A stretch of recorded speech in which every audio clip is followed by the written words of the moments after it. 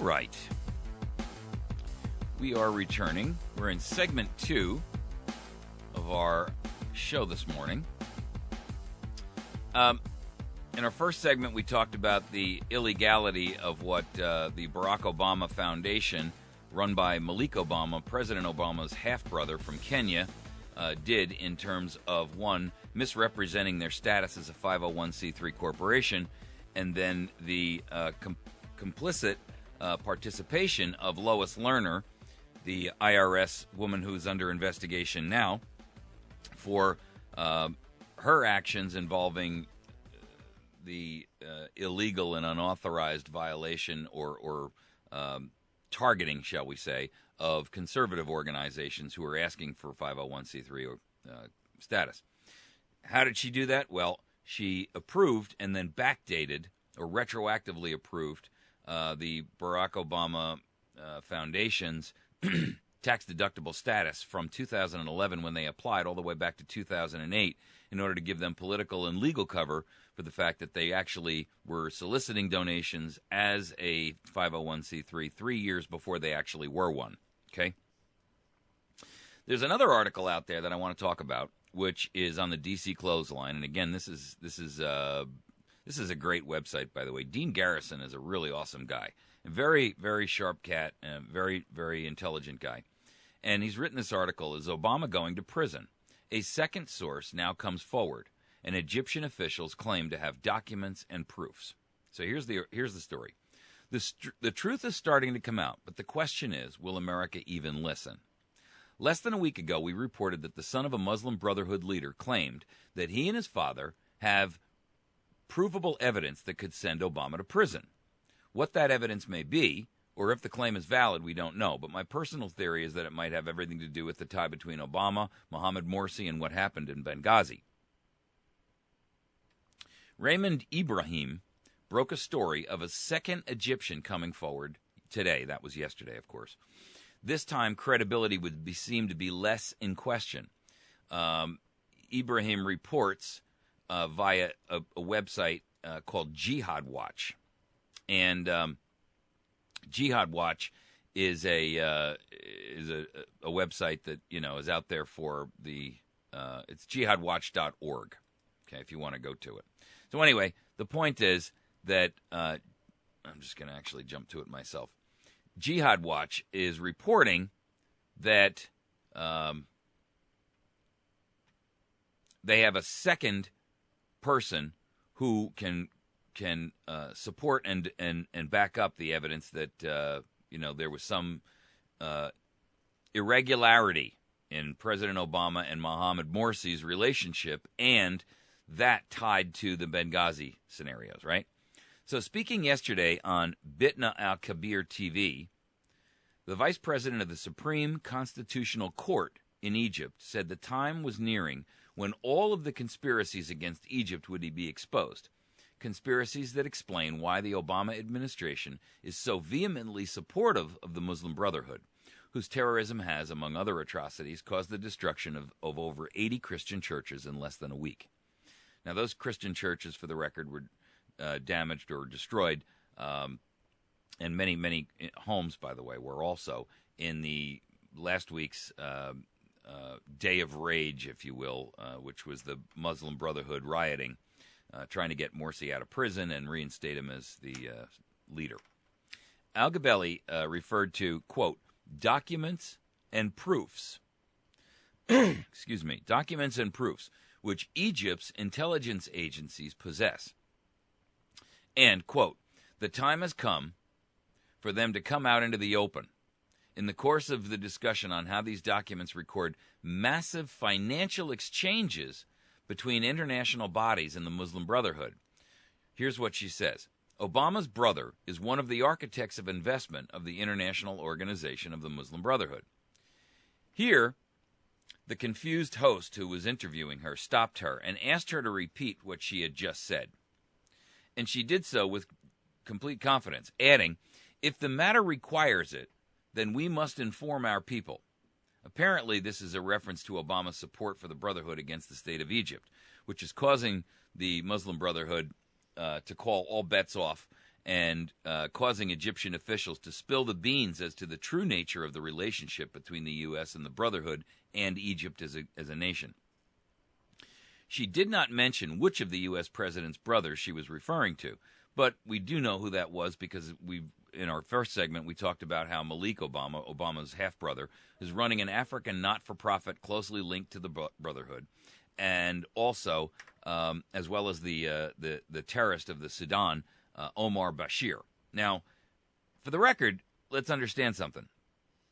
When we talk about the fact that the Muslim Brotherhood is an organization which would typically be classified as terrorist, it's important for you to understand that Malik Obama is more than just a coattail rider of his brother, because he is actually the executive, and let me just find and make sure I give you the exact term here.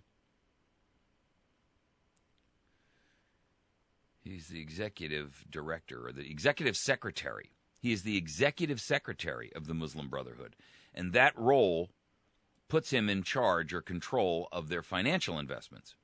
So recognize that his roles here are not just limited to absconding and defrauding Americans of money to misuse with, in his own personal efforts and what have you, but that this goes far beyond that. For those who are unfamiliar with Raymond Ibrahim, he makes his living by translating Arabic for the Western world. He's responsible for breaking such documents as the Libyan intelligence report that tied Morsi to Benghazi originally. So, the Obama tax-exempt charity has been exposed as a fraud. Malik Obama's, not President Obama's. And since we know that that's been listed or exposed as a fraudulent organization, and that there are some very questionable practices about how they obtained and the timing of their ascertaining or obtaining their status, we also know that as the leader of, or one of the major leaders of the Muslim Brotherhood and in charge of their financial aspects, we know that this guy has clearly not got United States' best interest at heart, right? He may be the president's half-brother, but he's playing for both sides of for both teams at this point. We also know that these charities are used by terrorist organizations to funnel money to various causes. And we've seen this over and over and over again. In fact, the United States federal government has specific laws that say if you aid or abet the enemy in a financial manner, it's the same as aiding or abetting them with weapons or protection or any other type of format, right? So the question remains, and this is where we are on the end of this story. The question remains, is this, and we'll have to wait and see what these whistleblowers from Egypt come out with, because they say that they've got definitive proof. And it's not just one. There are multiples of Egyptians who are coming forward who are in a position to have substantial documentation that shows that there was some interrelationship between not only President Obama, our President Obama, not his brother, the actual president, Mohammed Morsi, the dictator who was just ousted, and the information and the issues related to Benghazi.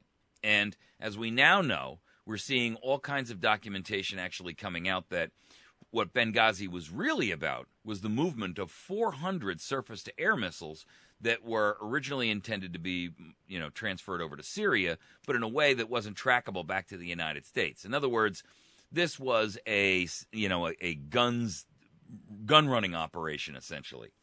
And the administration was using utilizing Benghazi as the pivot point, if you will, for these transactions and these gun transfers. And when we're talking about 400 surface-to-air missiles, here's the problem. They're still missing. Oops. So we now know that there are 400 surface-to-air missiles that are missing and in the hands of terrorists.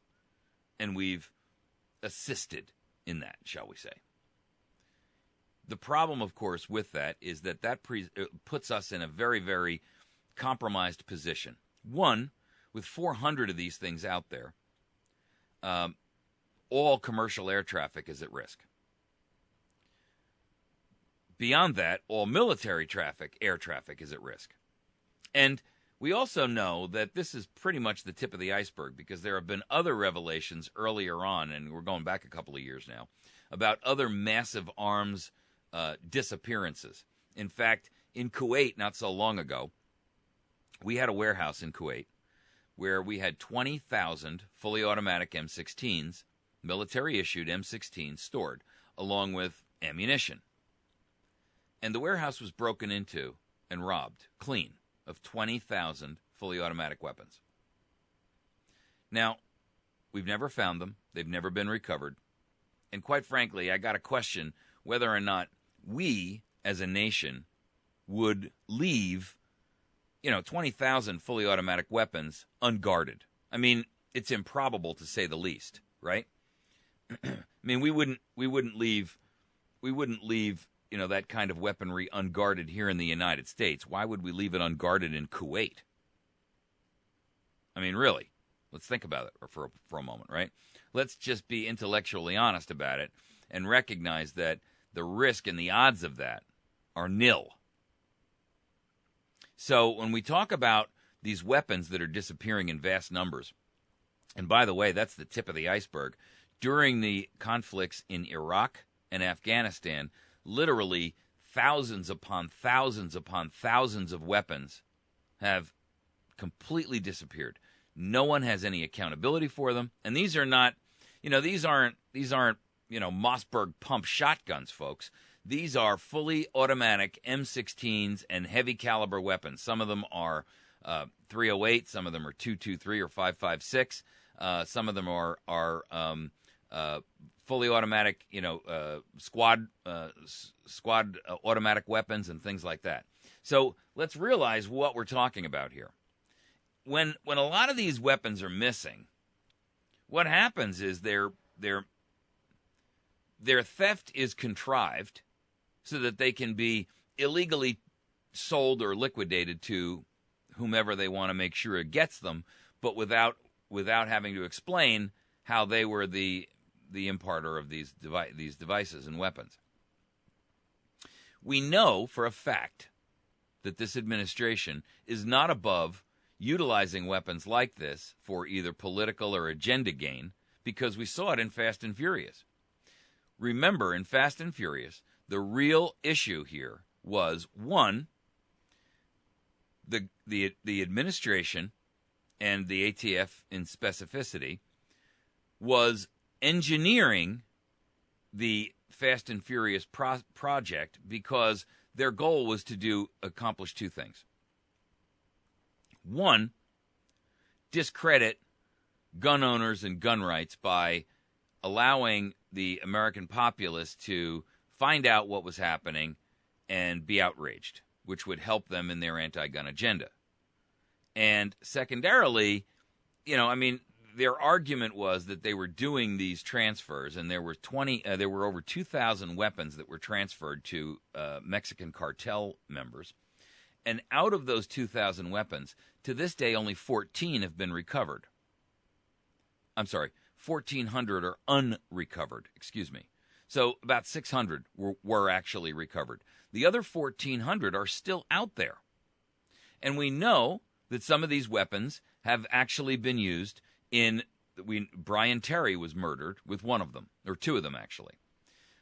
We also found there was an article out about 2 weeks ago that a group of these weapons were found at another crime scene where a Mexican mayor was shot to death utilizing these particular weapons. And we know that the administration broke the law themselves in order for these store owners, these sporting goods store owners who sold weapons, they were told to comply and assist the ATF in this, knowing that they were selling guns to men who were prohibited from purchasing. They were felons or they were not U.S. citizens. And so in either event, they're not supposed to be able to purchase a gun, right? And these guys were buying hundreds at a time.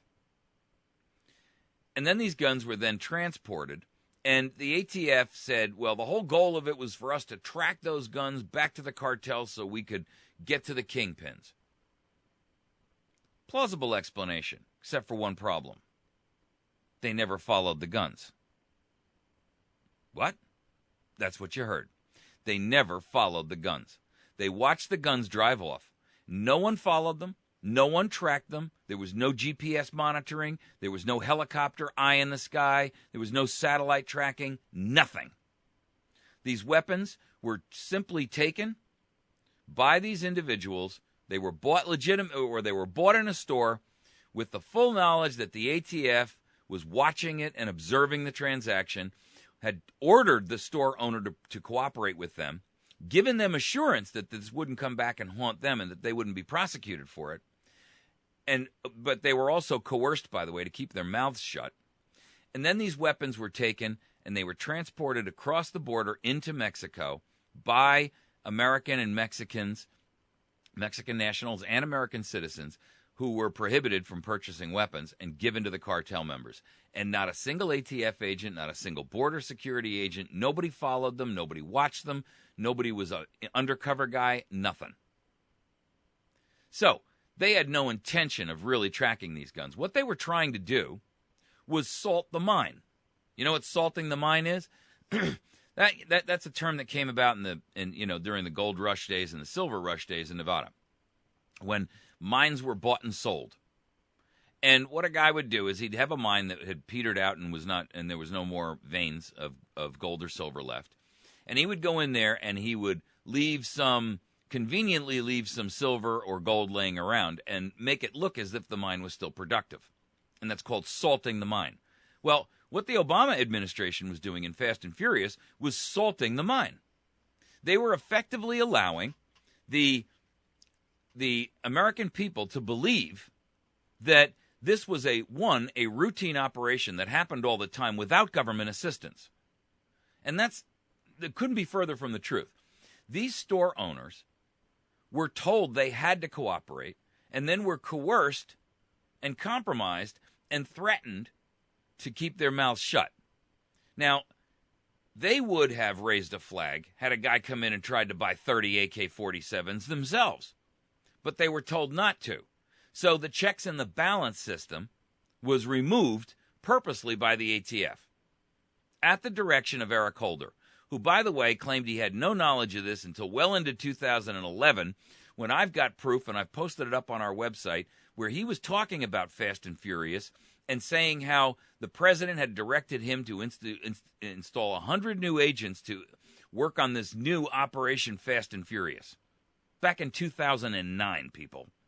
So he knew fully 2 years ahead of the game, or at least ahead of when he's telling us he knew, that Fast and Furious was involved, and he was a participant, and he was the final authorization of it. We also know that this administration has done everything in its power to prohibit him from being questioned about it and being subpoenaed about it, and the background documentation being subpoenaed. How do we know that? Well, because Congress has found Eric Holder to be in contempt, both civilly and criminally. And to this day, we still don't have the facts on Fast and Furious. So my point in all of this is simply this. We know that this president, and previous presidents, by the way, let's not forget the Iran-Contra scandal, which was the same thing, guns for drugs, right? We know that this administration has no aversion to misusing weaponry when it achieves their ends. That goes back to the show I did last week, the ends justify the means, the Machiavellian theory that doesn't matter what we have to do. It's okay to be evil as long as our end hope is good, that what will come out of all of this will be good. And we all know that that's not the truth. Evil begets evil. Evil and evil actions can never beget good. They just can't. You know,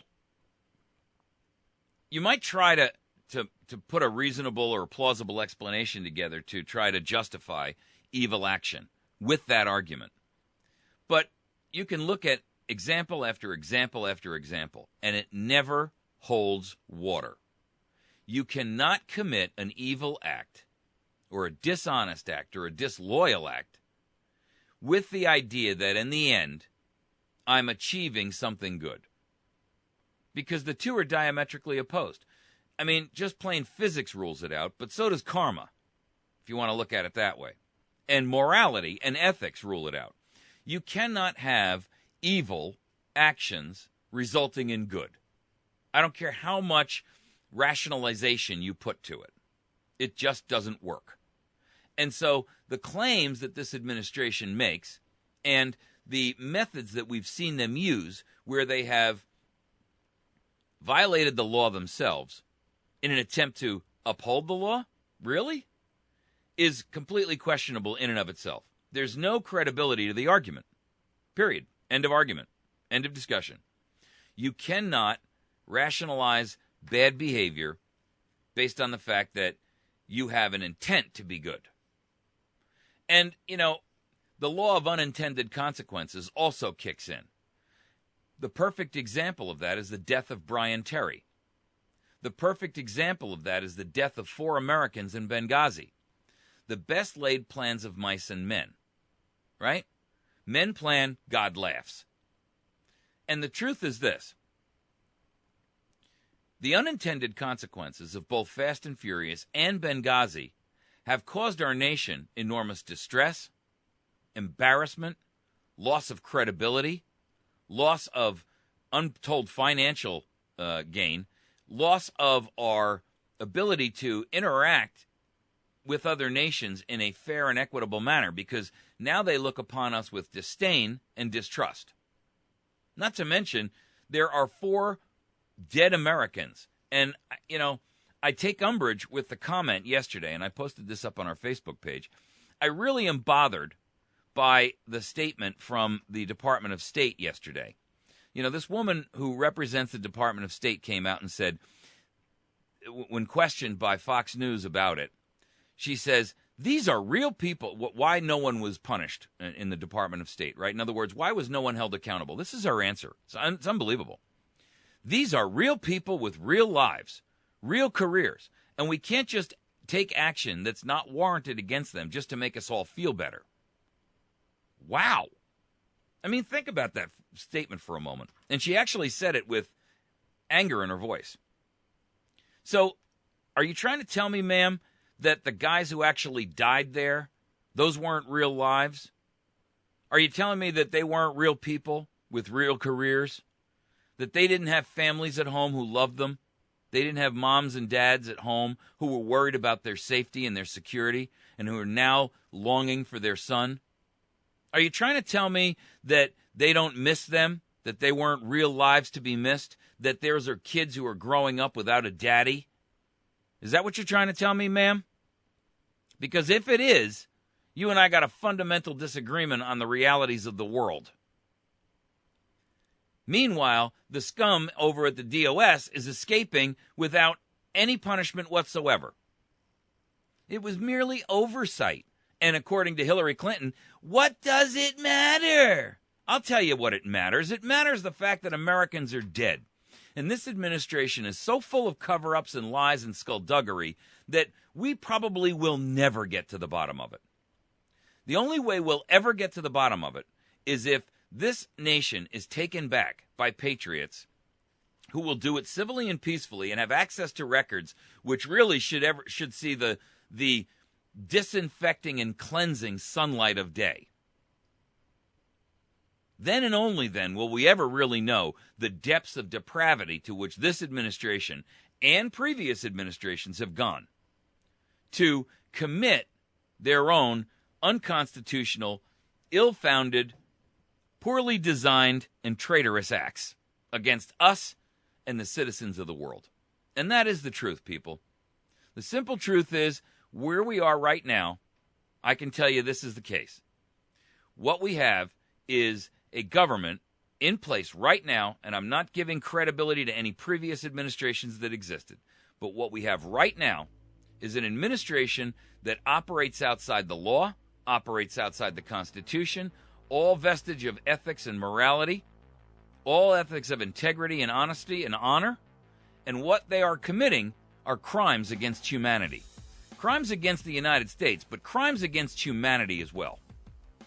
You're listening to America's Voice. We're going to take a quick break. When we come back from this break, we're going to touch on our next topic, which is the Netherlands that is abandoning multiculturalism. I think it's an important topic, and we should touch on it because multiculturalism has destroyed the United States. Let's figure out exactly how far down the rabbit hole this goes. We'll be back in just a moment. Stick with us. You're listening to America's Voice Now. You can find us on the web at americasvoicenow.org, and you can find us at facebook.com/America's Voice Now. You can also find this and every other program on our YouTube channel at youtube.com/America's Voice Now.